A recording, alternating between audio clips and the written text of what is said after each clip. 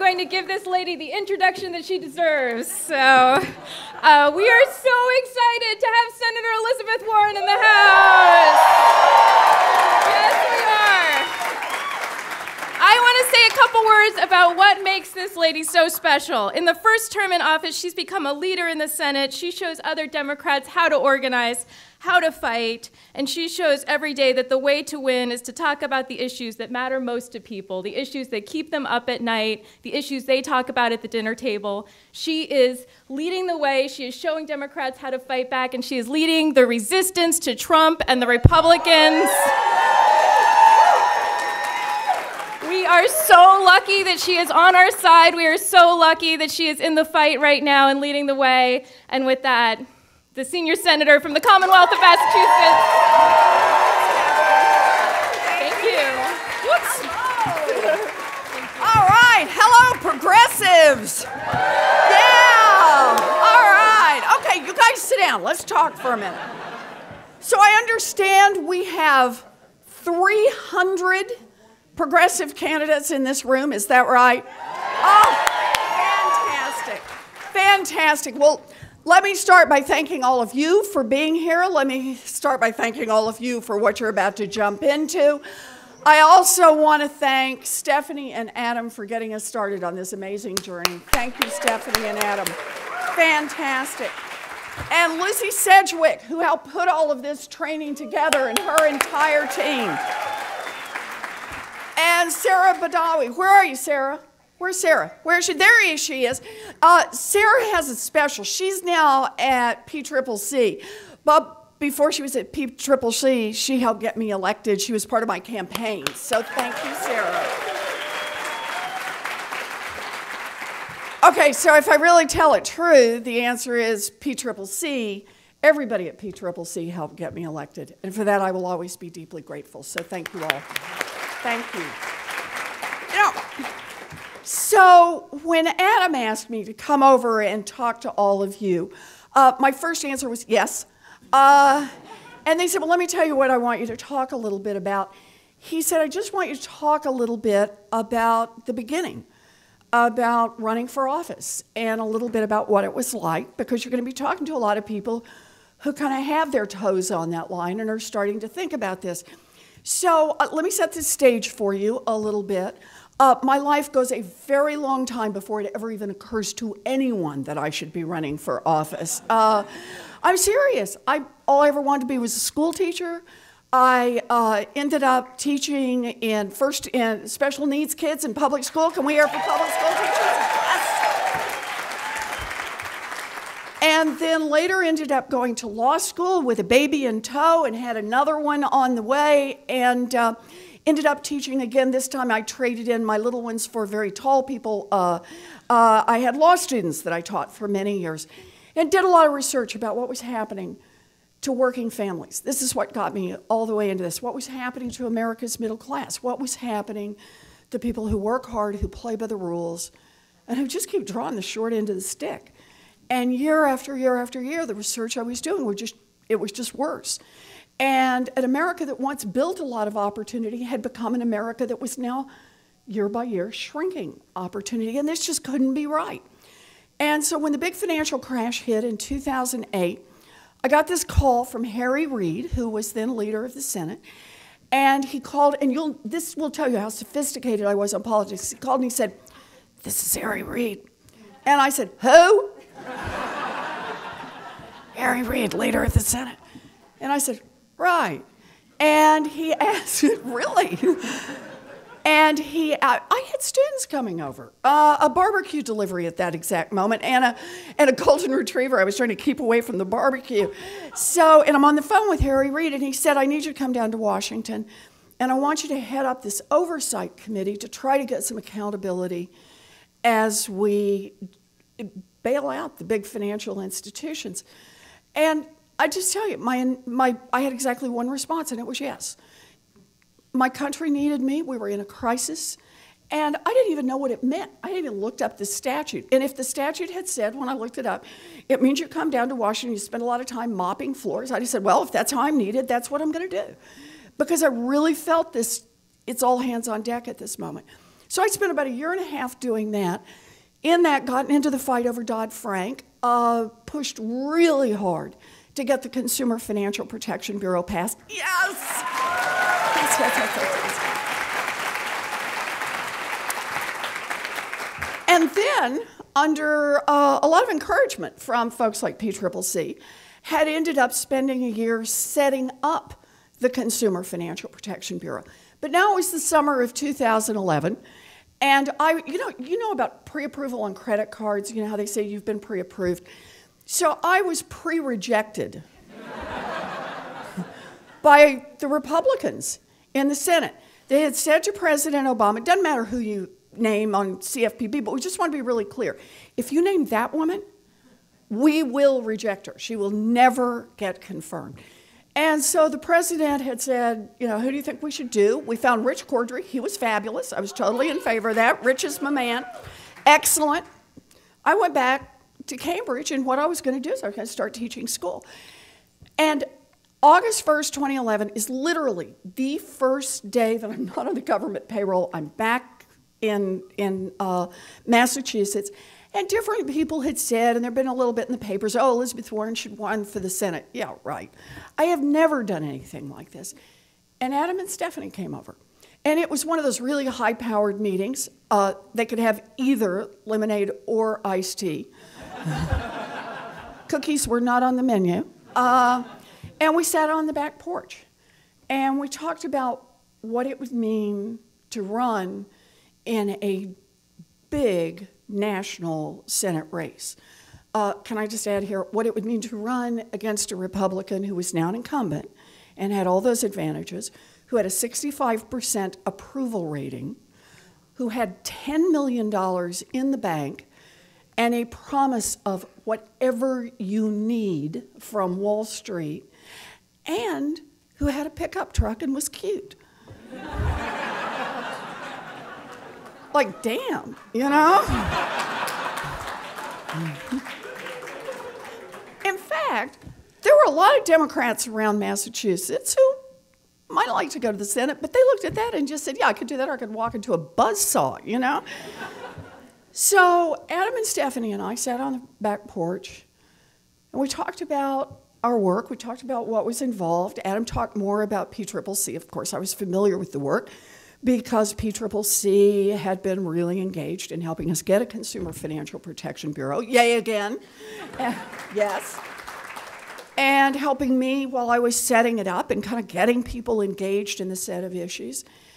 And so we talked some about this, and Adam and Stephanie kept talking about just the people and how this is possible. You know, you could do this run. And then I said, tell me more about what PCCC is doing. And that's when Stephanie said, well, she said, let me tell you about the folks, the people at PCCC, the ones who were now connected really pretty much by email. You know, we're connected across the internet. And our typical contribution is $3. And it comes from people who are making it on their Social Security, or on their Social Security disability, or on piecing together 3 minimum wage jobs. But they care about what's happening in Washington. And they understand that the decisions that are made there touch their lives, touch the lives of their friends, their family, and will chart the opportunities for their children. And so they take $3 that they really don't have, and they pitch it in to say, please, stand here for us. Not for the big banks, not for the giant pharmaceutical companies, not for those who've already made it big. Get out there and fight on our side. And when Stephanie said that, what hit me was, if I get into this race, this isn't just about me. This isn't just about, am I going to get out there and, you know, make a fool out of myself.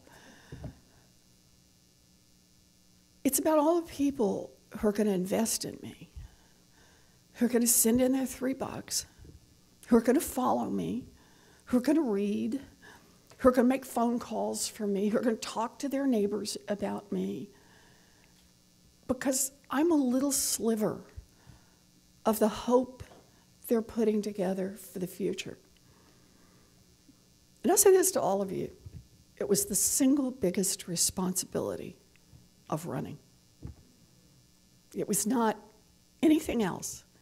It was all those folks for whom $3 meant a lot, but who said, so does my future and the future of my children, and I am in this fight all the way.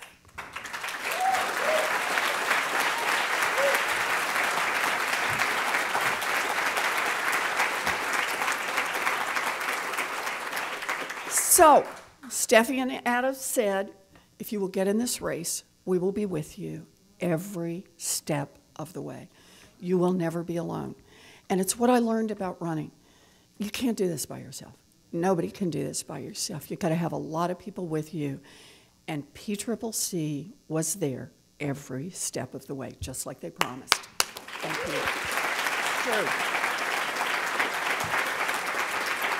So, I am really, really glad to be here with 300 people who are thinking about getting into this, and 300 people who I hope are going to get in this. You know, because that's the deal. The question for me has been every single day that I'm in the Senate, does it matter that I'm here instead of the other guy? That is what I use as the test of a successful day. Does it matter that I was the one who had this seat instead of that other guy? And if I can say yes at the end of the day, then I know that it was worth it for me to get in it, and more to the point, it was worth it for every $3 investor who got into this campaign as well. So here's how I see this thing. Campaigns are really tough. They are, however much people tell you they're tough, believe me, they are tougher than that. There is nothing like getting out of your shower in the morning and you've got the radio on, and here you are, you're drying off, and you're doing it with your hair, and someone says, Republicans said today that Elizabeth Warren is just full of dog poop. And you're like, what? You know, hey man, I'm not even dressed here. Could we just, you know, I mean, because that's what it's like. It's just, it's like people, I began to think people stayed up all night just to think of something lousy to be on the radio at 7:03 the next morning. And you know what? I found out later I was right. They did. It is tough. It is really, really tough, but I'll tell you something else. Governing is tough too. And it is really tough right now. It is tough when we are in the minority. So what are we going to do about that?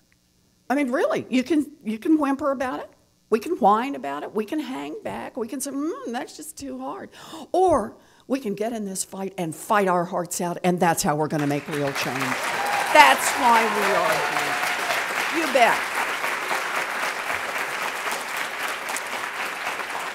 And look at it this way. The next time somebody tells you you don't make real change, that nothing can happen, it's all, you know, everything has already been predetermined, the guys with the money make all the difference.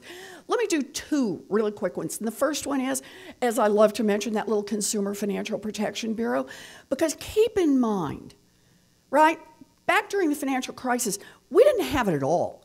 And the idea, I want you to think about what that meant in 2007, 2008, 2009, to be talking about, let's build a new regulatory agency, right? Because much of America was saying, ooh, just love that word regulation, right? Let's build a new regulatory agency and to get out there and fight for it. And here was the thing. The giant financial institutions, yeah, they were fighting all of the Dodd-Frank regulations. But what was right at the center of the bullseye? It was the CFPB. They were so certain they were going to kill it that lobbyists were quoted on the front page of the major newspapers saying that one's a non-starter. That will never, ever, ever happen.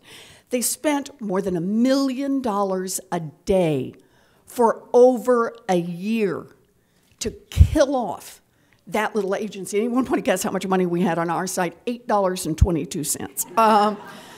No, but the truth is, we just didn't take no for an answer. And we did this one person to person, group to group, all across this country.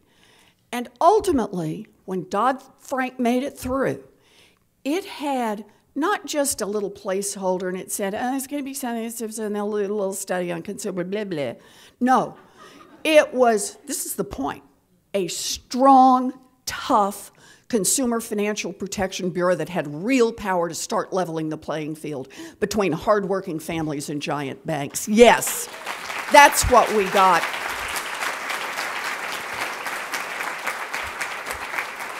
And lest you fear that you will leave here and you'll say, wait a minute, I was clapping for a regulatory agency, I must be turning into a total nerd. Let me just tell you, that little agency has now forced some of the largest financial institutions in this country to return almost $12 billion directly to people they cheated. That's in 6 years they've done that, and handled more than 1 million complaints. Not bad. Not bad.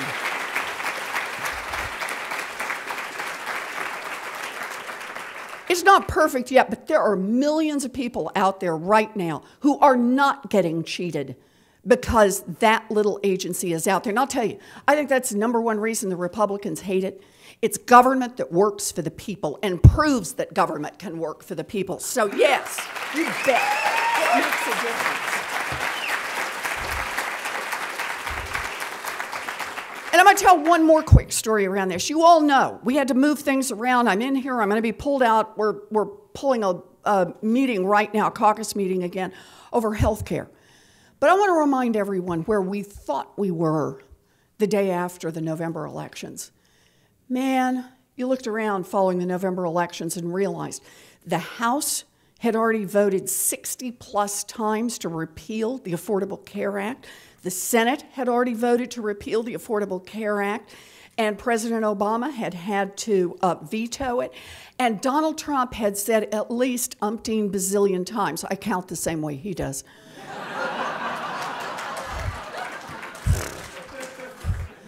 On day one, we will get rid, am I right? Isn't that what he said? On day one, we will get rid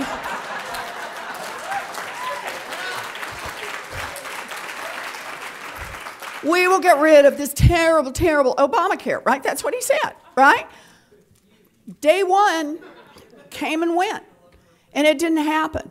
And day 2, and day 3, and day 4. And look, don't get me wrong, we're right in the middle now, right? We are right in the middle, but understand the world has changed. It has changed a lot. So, and why did it change? Again, it changed because of us. It changed because of what we did. When I say us, I don't mean at Capitol Hill. I mean on the ground. It changed because right after that, we started in November saying, whoa, whoa, none of this repeal stuff. It's got to be repeal and replace. And we just kept hammering that repeal and replace, repeal and replace, repeal and replace, until even Donald Trump said, oh yeah, repeal and replace, you know. They are not the ones we're looking for. Let them pass. Repeal and replace, repeal and replace. Right? So he said, no, no. So once they started down the repeal and replace, we had time. And we had time to start talking about it. And do you remember how many weeks we had an intense debate in this country about people with pre-existing conditions?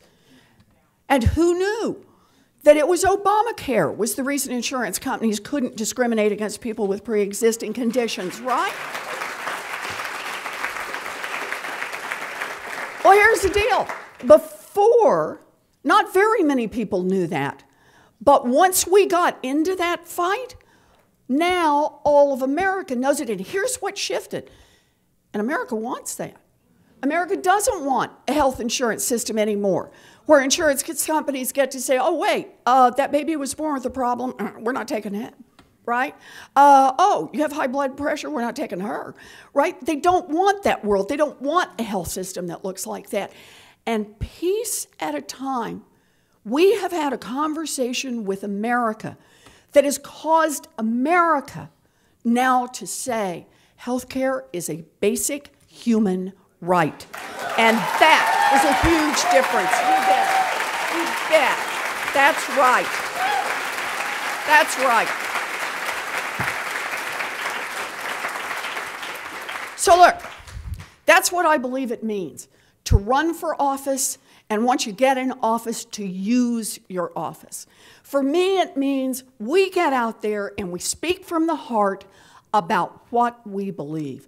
We speak from the heart about what we don't just believe, but what we are willing to fight for. That's what it means to be a progressive. Yes. Yep.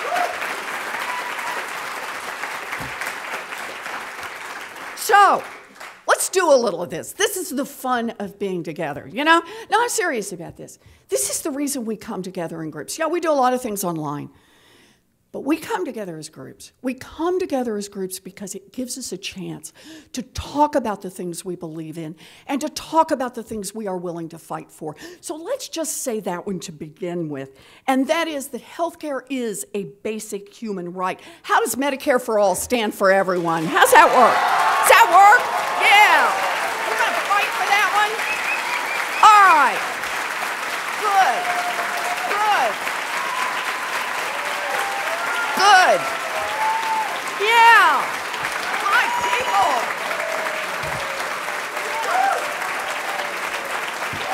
All right. That's right. All right. Let's talk about a little more. We believe that no one should work full-time and still live in poverty. And that means fight for 15, fight for a living wage. Are we going to do that one? You bet. You bet.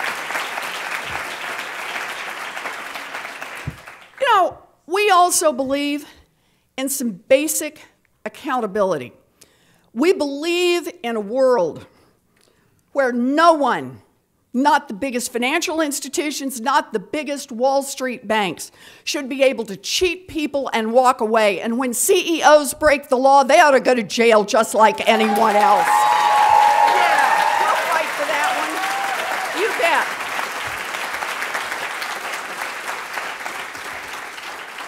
bet. We also believe that workers have a right to come together, to bargain together, to unionize. Unions built America's middle class, and unions will rebuild America's middle class. Yeah.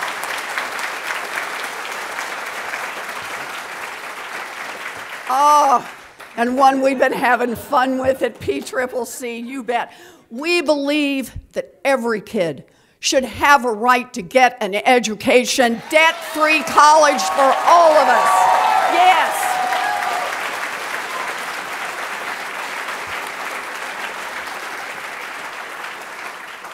Now, I'm going to give you one that's pretty controversial. Some of you may not want to stand for this. Some of you may want to cover your ears, but I'm going to say it anyway. We believe in science.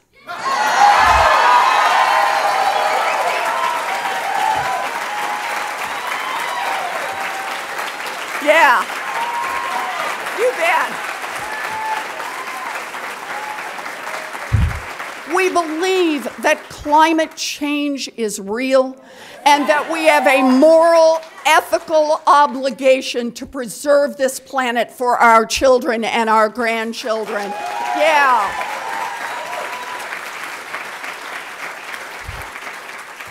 We believe that after a lifetime of hard work, seniors are entitled to retire with dignity, and that means protecting and expanding Social Security and Medicare. We can do that in this country. You know, I'm going to give you another one that I cannot believe I have to say in 2017.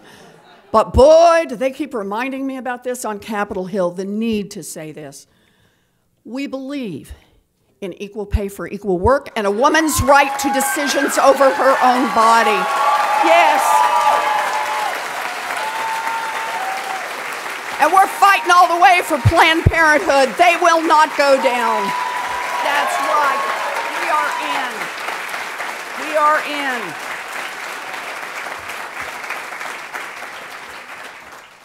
And we believe that immigration and diversity make this country strong. And that means stopping the Trump administration's illegal Muslim ban and ugly immigration policies, and we are willing to fight for it all the way. All the way. Yeah. You bet.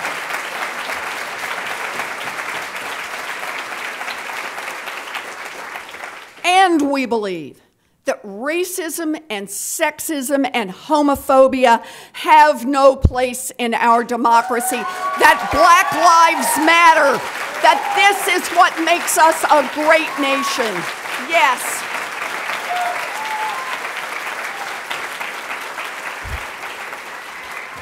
You realize I could do these all day. I really could. I really could. Yes. Oh, yes. But I'm going to just do one more. I'm going to do just one more. And then I'm going to quit. I really am. I'm just going to do one more because I think this one is so crucial. We believe that corporations are not people. We are going to take back democracy. We're going to get money out of politics. Return it to the people. That's what we believe. Yep. We're going to do that. So I just got to wrap it up. Oh, but I had another 78 pages here. Okay. Just things I want to talk about. But look, let me say this part. I get it. Every election is different. Every election is local. You're up against different people. Every election unfolds at a different moment in time. You will each have your own challenges as you take this forward. But here's the part that for me was never a challenge. And it's what made running for office, as much as it's really crummy early in the morning when you're not even dressed and they're talking about you on the radio, and other things that'll happen. It's the part about knowing what your core values are. It's the part about knowing why you're in this race. It's the part about knowing what you will fight for. And when you're accused of fighting for it, you say, yeah, you bet. You bet. Was there any ambiguity about that? Was there anybody that didn't understand that part? Yes, I will stand up and fight for what I believe in. That was the part that was there every day. And no matter how long the day was, no matter how many setbacks, and there will be there, it was that part of why I was running. And that part of all those $3 donors who were running with me that made me know that being in this fight was the right thing to do. Not just right for me, right for everything I believed in and the country I love and the future I want for my children and my grandchildren. So, for every one of you, if you're about to step over that line, just stop first and make sure. Have you got it clear in your heart? Because if you have it clear in your heart, I guarantee, no matter the outcome, you're a winner. And it's an honor to know you. Thank you.